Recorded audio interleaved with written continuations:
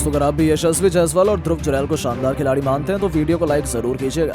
दोस्तों, धर्मशाला के मैदान पर 5वें टेस्ट के पहले दिन ही भूखे शेर की तरह दहाड़ा सरफराज खान का बल्ला, तो उनके साथ मिल पिछले मैच के हीरो ध्रुव जुरैल और यशस्वी जायसवाल ने भी अपने बल्ले का ऐसा जौहर दिखाया कि तीनों खिलाड़ियों ने शतक ठोककर एक नया इतिहास लिख डाला। तो आखिर किस बल्लेबाज ने बनाए हैं कितने रन, आखिर कैसे उनकी तूफानी बल्लेबाजी के आगे इंग्लैंड की टीम पहले दिन ही घुटनों पर आ गई, किस खिलाड़ी ने ठोका सबसे तेज शतक, ध्रुव ने खेली कितने रनों की दहशतगर्द पारी, इन तीनों की घातक बल्लेबाजी का पूरा वीडियो तो हम आपको दिखाएंगे। लेकिन उससे पहले आपको क्या लगता है कि ध्रुव जायसवाल और रोहित में कौन सबसे बेहतरीन बल्लेबाज है, अपनी राय नीचे कमेंट बॉक्स में जरूर बताएं। दोस्तों, 3-1 से टेस्ट सीरीज में कब्जा जमाने वाली टीम इंडिया 5वें और आखिरी टेस्ट मैच के लिए जैसे धर्मशाला के मैदान पर उतरी, इंग्लिश खिलाड़ी जहां अपनी वापसी के इरादे से उतरे थे, उन्होंने सोचा था कि आखिरी टेस्ट मैच जीतेंगे, लेकिन एक बार फिर वही हुआ जिसका डर अंग्रेजों को सता रहा था। एक बार फिर टॉस के बॉस कप्तान रोहित शर्मा बने, उन्होंने टॉस जीतकर पहले बल्लेबाजी करने का फैसला किया।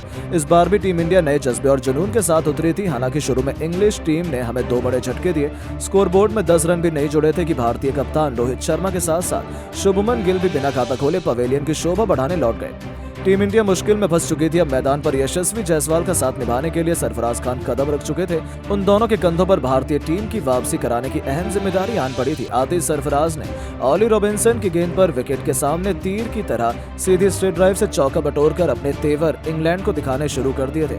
दूसरी तरफ जायसवाल ने भी अपने ही अंदाज में मिड विकेट के ऊपर से तूफानी छक्का जड़कर अपनी टीम का आगाज कर दिया था। फिर इन दोनों खिलाड़ियों ने पीछे मुड़कर नहीं देखा। क्लासिकल टेस्ट मैच के इस अंदाज में दोनों खिलाड़ियों ने अपनी अपनी शुरुआत की, संभलकर बल्लेबाजी करते हुए अर्धशतकीय पार्टनरशिप बनाई। तो 20वें ओवर की आखिरी गेंद पर जो रूट के खिलाफ आगे बढ़कर सरफराज ने बेहद शानदार अंदाज में चौके से न सिर्फ 50 पूरा किया बल्कि यशस्वी के साथ शतकीय पार्टनरशिप को भी अंजाम दिया।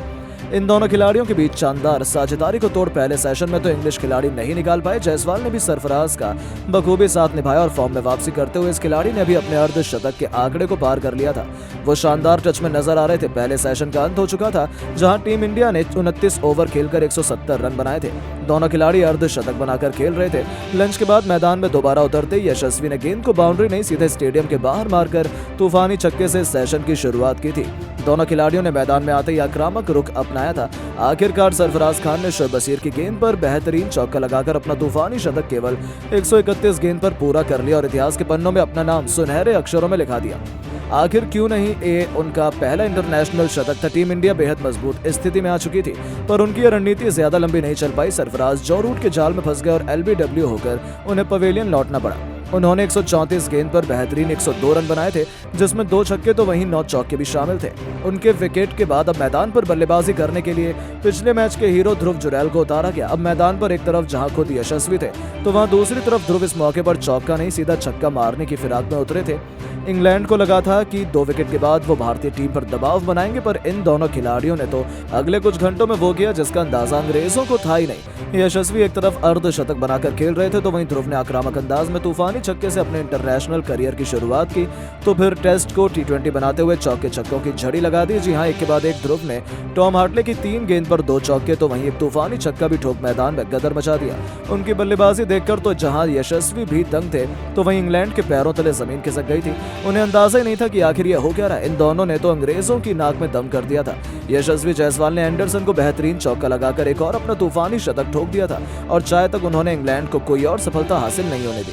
इन दोनों का ये विध्वंसक रूप देख ऐसा लग रहा था वो केवल अंग्रेजों पर अपना गुस्सा उतार रहे हैं। रॉबिन्सन की गेंद पर 2 रन लेकर उन्होंने केवल 47 गेंद पर अपना एक और अर्धशतक भी ठोक दिया था।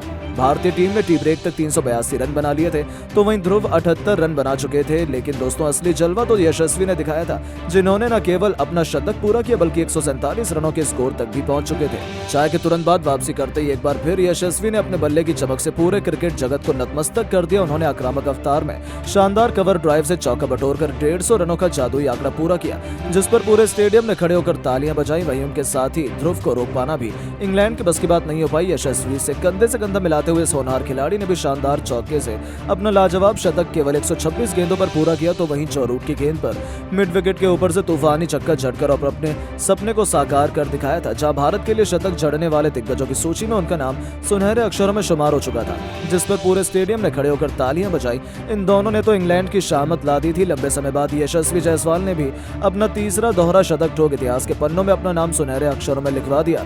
और पहले दिन का खेल खत्म होने तक जहां यशस्वी ने 209 रनों की शानदार पारी खेली थी, अपनी इस विध्वंसक पारी को उन्होंने 10 खौफनाक छक्के तो वहीं 11 चौकों से सजाया था। तो वहीं ध्रुव ने 132 रन बना डाले थे, वो भी 4 छक्कों और 10 खतरनाक चौकों की बदौलत। जहां पर इन दोनों ने तूफान में इंग्लैंड तो पहले दिन ही ताश के पत्तों की तरह उड़ गया था। इन दोनों ने मिलकर टीम इंडिया को 470 रनों के पार पहुंचा दिया। जिस अंदाज में इन्होंने इस प्रैक्टिस मैच में बैटिंग की, उसे देखते हुए ऐसा ही लग रहा है कि 5वें टेस्ट के पहले दिन भी अंग्रेजों की शामत आने वाली है, जो 7 मार्च से शुरू होने वाला है। लेकिन दोस्तों, अब आपको क्या लगता है कि 5वें टेस्ट मैच में रोहित, ध्रुव और जायसवाल में कौन शतक लगाएगा? नीचे कमेंट करके जरूर बताएं और ऐसी शानदार खबरों के लिए चैनल को सब्सक्राइब करना बिल्कुल ना भूलें। धन्यवाद।